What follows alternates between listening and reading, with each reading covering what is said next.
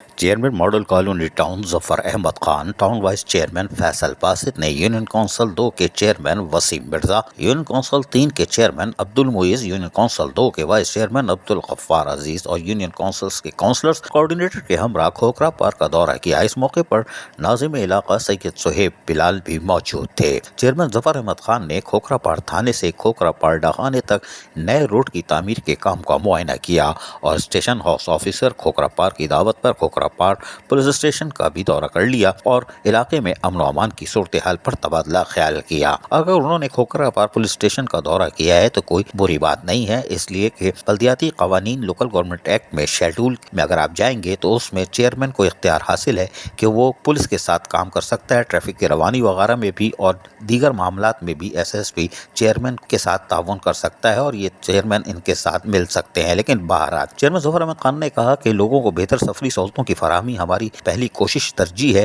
کہ بغیر سفری سہولتیں بھی ہوں اور اس کے ساتھ ساتھ گرین بیلٹوں کی تیاری بھی ہو تاکہ لوگوں کو بہتر سفری سہولتیں میسر آ سکیں۔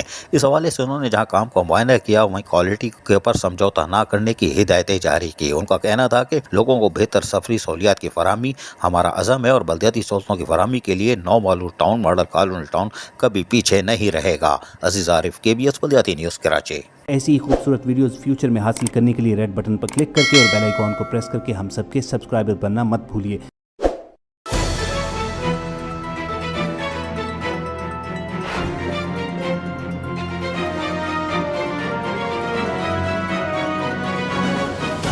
KBS بلدیاتی نیوز۔